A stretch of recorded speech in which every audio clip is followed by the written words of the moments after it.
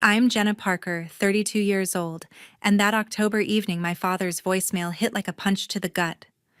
Transfer the money now, or expect a call from our lawyer. His voice growled through my phone, cold and commanding. My hands shook, but I didn't hesitate. I typed back 2 words. Go ahead. 48 hours later, my phone was buzzing with 24 missed calls, his lawyer practically begging for a response voice, cracking with panic. I didn't answer. See, my parents thought they could control me, my career, my future, all through a family trust they dangled over my head. But I was done playing their game. That voicemail wasn't just a threat, it was the spark that ignited everything. What happened next turned my life upside down, exposed secrets I never saw coming, and cost my parents more than they ever imagined. I didn't argue. I didn't beg. I just acted. Stick around to see how it all unfolded. You won't believe where this story ends. If you've ever stood up to family pressure, share your story in the comments below and hit that subscribe button to follow my journey through this chaos. Growing up in the Hayes household felt like living under a microscope. My father, Robert Hayes, was a real estate investor in Jacksonville, a man whose every word carried the weight of a contract. Success wasn't just expected, it was demanded. By the time I was 10, he had mapped out my future: a business degree, a corner office, and a life that mirrored his own. My dreams of working in media, crafting stories through visuals and sound, were dismissed as childish fantasies. You'll thank me when you're running a company, he'd say, his voice sharp enough to cut through my protests. I learned early that arguing with him was like arguing with a brick wall, pointless and exhausting. My mother, Linda, was different but no less trapped. She ran an event planning business, orchestrating lavish weddings and corporate galas, with a smile that never reached her eyes.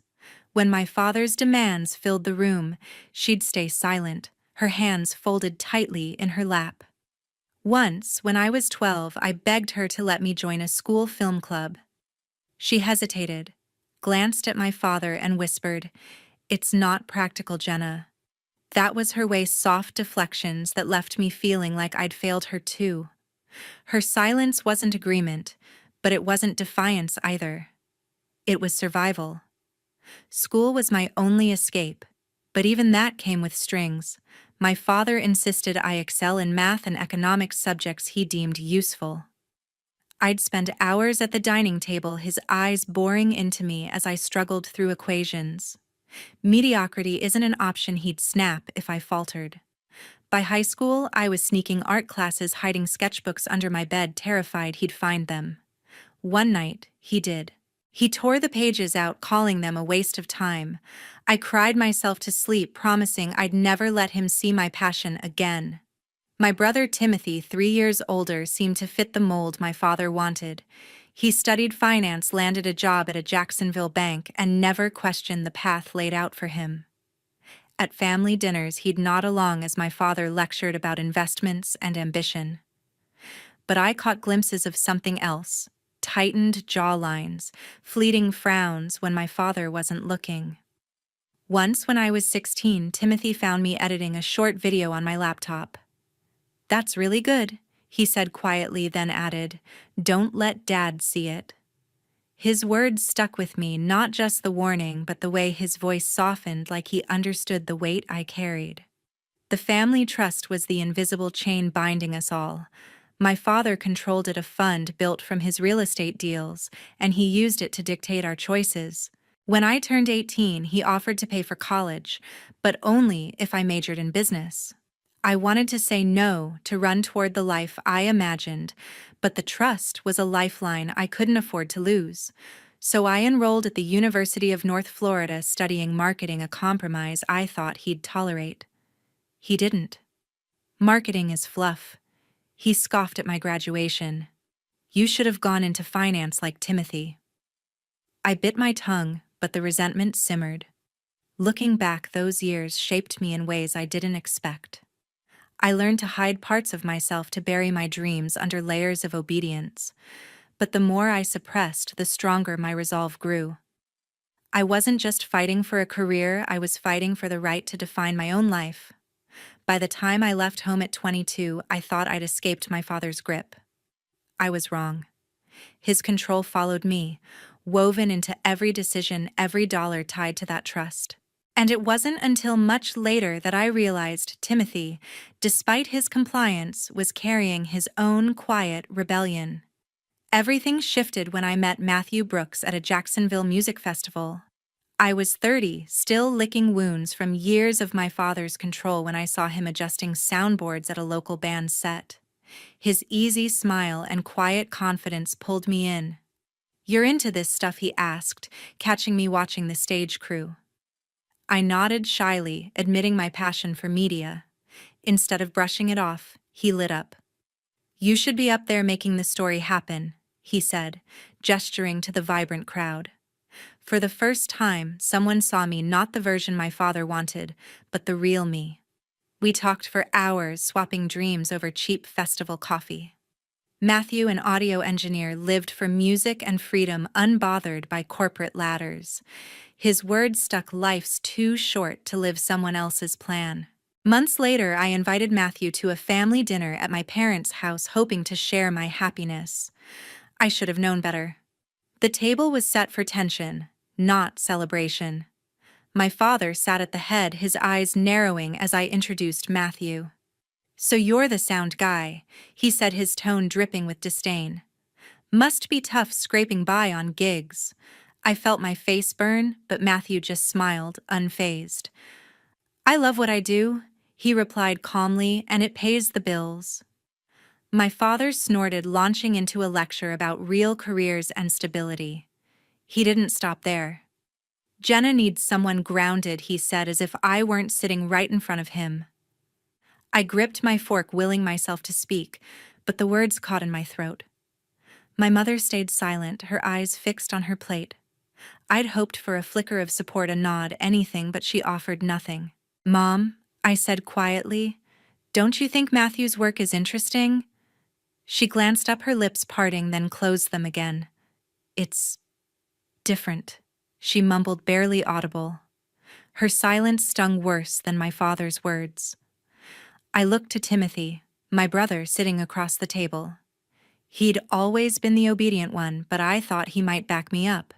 Instead, he shifted uncomfortably, muttering something about work and changing the subject. "How's the bank, Tim?" my father asked, and just like that, the conversation moved on, leaving me and Matthew in the dust. After dinner, Matthew squeezed my hand under the table. "I'm fine," he whispered. But I wasn't. Driving home, I couldn't shake the anger. "Why didn't you push back harder?" I asked him, my voice sharper than I meant. He sighed. "I didn't want to make it worse for you." His calmness only frustrated me more. I felt like I was fighting alone, caught between my family's expectations and the life I wanted with him.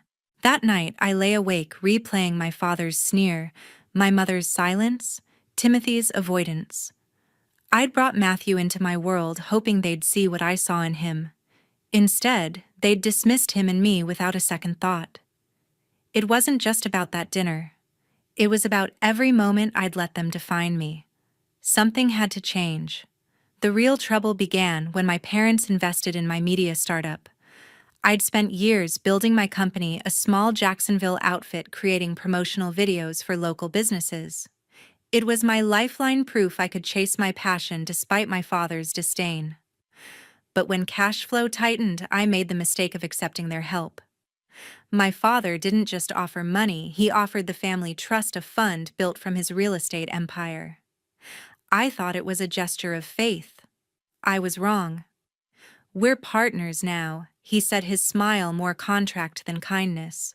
From that moment, every decision I made had to pass his approval. "Want to hire a new editor?" He demanded their resume. "Want to pitch a bold campaign?" He'd shoot it down as too risky. My company. My dream was slipping through my fingers, tethered to his control. Things got worse when Matthew and I started planning our wedding. We'd set a date for the following spring, dreaming of a simple ceremony in a Jacksonville park. I was naive enough to think my parents would be happy for me. Instead, My father called me to his office, a sterile space lined with property deeds. "You need to postpone the wedding," he said, leaning back in his chair. "Your company's not stable enough. Focus on the business." I stared at him, stunned. "Dad, this is my life, not a board meeting," I shot back. His eyes narrowed. "The trust is funding your life," he said. "If you want to keep it, you'll listen." The threat hung heavy, Mary Matthew, and he'd pull the plug on my company. I felt my chest tighten, the weight of his words pressing down. I turned to Matthew that night, expecting him to share my outrage. "Can you believe him?" I asked, pacing our apartment. Matthew frowned, his voice steady. "He's bluffing, Jenna. He won't let your company fail, it's his money too." But I wasn't so sure. My father didn't bluff. He calculated. Every dollar from the trust came with strings, and now those strings were tightening around my future with Matthew. I refused to postpone the wedding. "This is our choice," I told my father in a heated call. "You don't get to decide this." His response was ice cold. "Push me and I'll pull every cent." "You'll have nothing." The line went dead, leaving me shaking with anger and fear. My company, my dream was on the line, and so was my relationship. Later that week, my mother sent me a text. "I'm sorry about your father," it read. "He just wants what's best." I stared at the screen, my heart sinking. It was the same old pattern, her quiet apologies, never loud enough to challenge him. "Mom, why can't you stand up to him?" I typed back, my fingers trembling. She didn't reply.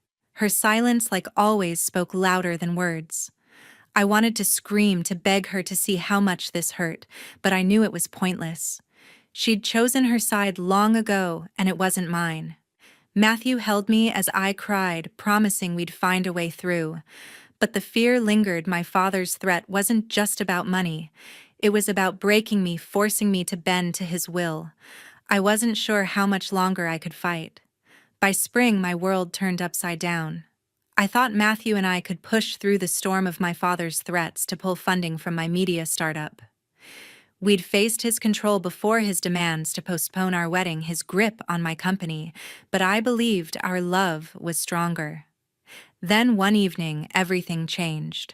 Matthew came home from a gig hours later than usual, his face pale, his usual confidence replaced by a shadow I couldn't read. He'd been out meeting someone, but he wouldn't say who. "We need to talk," he said, his voice low, almost broken. I sat on the couch, my heart pounding as he paced the room. "I can't do this anymore, Jenna," he said, avoiding my eyes. "You're better off without me. I'm setting you free." I froze, his words slicing through me like a blade. "What are you talking about?" I demanded, standing up, my voice shaking. "Is this about my father? Did something happen today?" He shook his head, his jaw tight, but offered no explanation. "I'm just not enough for you," he muttered, grabbing his jacket. Before I could stop him, he walked out. The door clicked shut, leaving me alone in our apartment, the silence deafening. My mind raced. Matthew had never been this distant.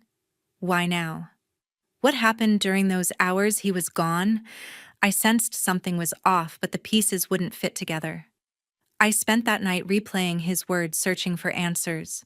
"Setting you free." It made no sense. We'd fought so hard to build a life together, to stand up to my parents' control. Why would he abandon me now? I called him. Texted him, begged for clarity, but my phone stayed silent. By morning, my anger turned to despair. The apartment we'd shared felt like a cage, every corner holding memories of us planning our wedding, laughing over late-night takeout. I couldn't stay there. I packed a bag and drove to Caitlin Walsh, my best friend and a real estate lawyer in Jacksonville. "I need a place to crash," I told her, my voice barely holding together. Caitlin didn't ask questions. "You're staying with me," she said, pulling me into a hug. Her condo became my sanctuary, a place to breathe away from my parents' reach and the echo of Matthew's goodbye. Over coffee the next morning, I poured out my pain to Caitlin. "He just left?" I said, my hands trembling around the mug.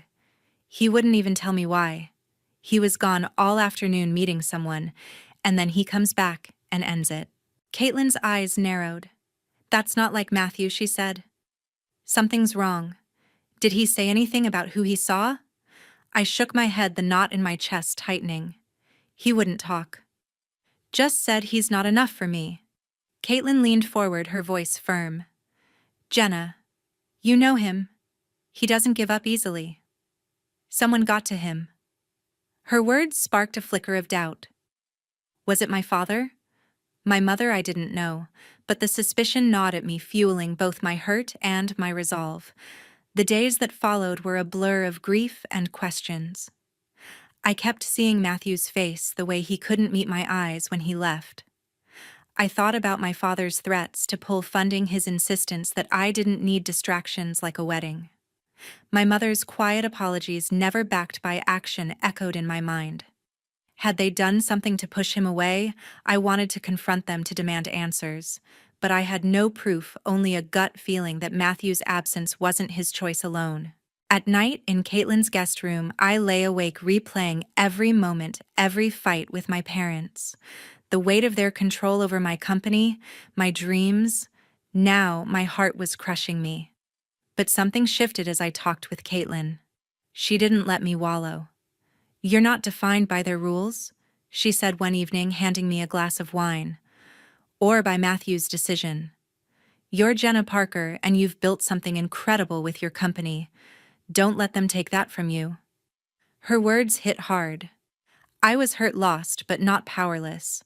My father thought he could dictate my life with his money. Matthew thought leaving would save me from whatever he was facing. But I wasn't a pawn in their games. I decided then and there to fight for my company, my dreams, and my future on my terms. No one, not even the people I loved, would control me anymore. Sitting in Caitlin's condo, I decided to fight for my freedom. My media startup, the one thing I'd poured my heart into, was still under my father's thumb through the family trust. Caitlin, ever the practical lawyer, saw the fire in my eyes. We can get you out of this, she said, spreading legal documents across her kitchen table. The trust is complicated, but there's a way to transfer ownership back to you, legally. She outlined the process we'd need to prove the company's independence, file for a buyout of their shares, and secure financing to replace their investment. It sounded daunting, but for the first time in months I felt a spark of hope. Let's do it, I said, my voice steady. The next hurdle was getting the financial details of the trust. That's where Timothy came in. He showed up at Caitlin's place unannounced, his usual polished banker demeanor replaced by something softer. I saw how Dad's been treating you, he said, sitting across from me. It's not right. I was stunned. Timothy had always played by my father's rules. But seeing me unravel after losing Matthew had shifted something in him. I can get you the trust's banking records, he offered quietly. It'll show their stake in your company. I hesitated, knowing this could put him at odds with our parents. Are you sure? I asked. He nodded. You deserve to be free, Jenna. For the first time, I saw my brother as an ally, not just a bystander. Timothy delivered. He slipped me a USB drive with account statements and investment logs, all pulled from his bank system. The numbers confirmed what I feared. My father's control over my company wasn't just emotional, it was contractual, with clauses tying my decisions to his approval. Armed with this, Caitlin connected me with Patricia Foster, a bank employee who specialized in corporate transfers. This won't be easy, Patricia warned when we met at her office. Your parents' investment gives them leverage, but we can draft a buyout agreement. She walked me through the paperwork, explaining how to restructure the company's ownership. I spent sleepless nights reviewing every detail, determined to get it right. Patricia's calm expertise kept me grounded. You're doing the right thing, she said, handing me the final forms to sign. With the paperwork ready, I faced the hardest step, confronting my parents. I called them to their house, my stomach in knots. My father sat in his usual chair, his expression unreadable, while my mother fidgeted beside him.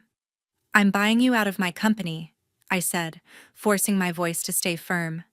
I've got the financing and the paperwork's done. My father's eyes narrowed.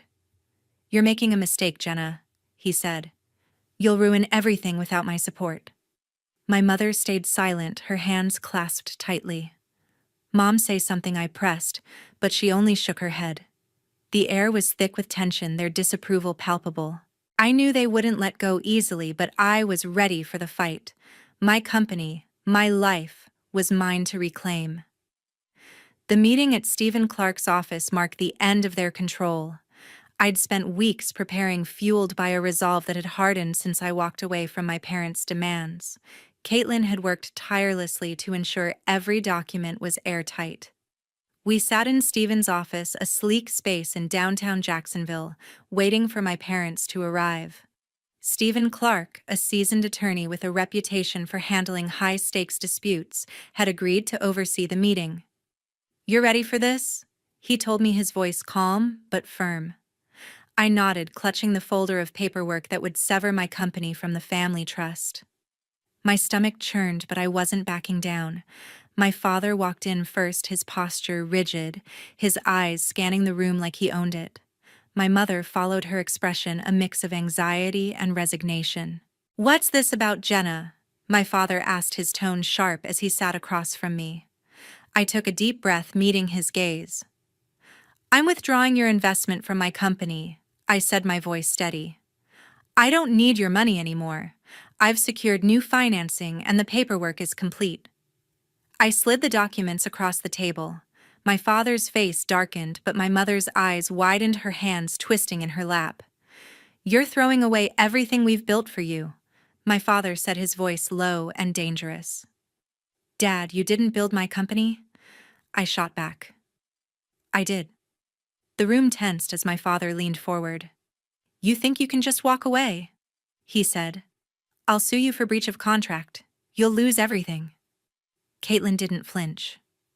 "There's no breach," she said, her voice cutting through his threat. She opened her briefcase and pulled out a stack of papers. "The buyout agreement complies with the trust's terms. Jenna has fulfilled every legal obligation." She handed copies to Stephen, who reviewed them with a nod. "She's right," Stephen said, looking at my father. "The documents are ironclad. Jenna has the right to repurchase your shares, and she's secured the funds to do it." My father's jaw tightened, his usual control slipping. I could see the anger in his eyes, but for once it didn't shake me. My mother finally spoke, her voice trembling. "Jenna, please, let's talk about this. We can work it out as a family." I turned to her, my heart aching but resolute. "Mom, you've had years to stand up for me," I said. "You chose silence every time. I'm done waiting for you to change." Her face crumpled, but she didn't argue. My father, however, wasn't finished. "You're making a mistake," he said, his voice rising. "You'll fail without us. You're not strong enough to do this alone." His words stung, echoing every doubt I'd ever had. But I wasn't that scared girl anymore. "I'm not alone," I said, glancing at Caitlin. "And I'm stronger than you think." Caitlin took over, laying out the legal steps we'd taken. She explained how the new financing secured through a local investment group replaced the trust's funds. She detailed the transfer of ownership, ensuring my company was fully mine again. My father tried to interrupt, but Stephen raised a hand. "Let her finish," he said firmly. Caitlin continued, her confidence unshaken. "Any attempt to challenge this in court will fail," she said. "We've consulted experts, reviewed every clause, and followed every regulation.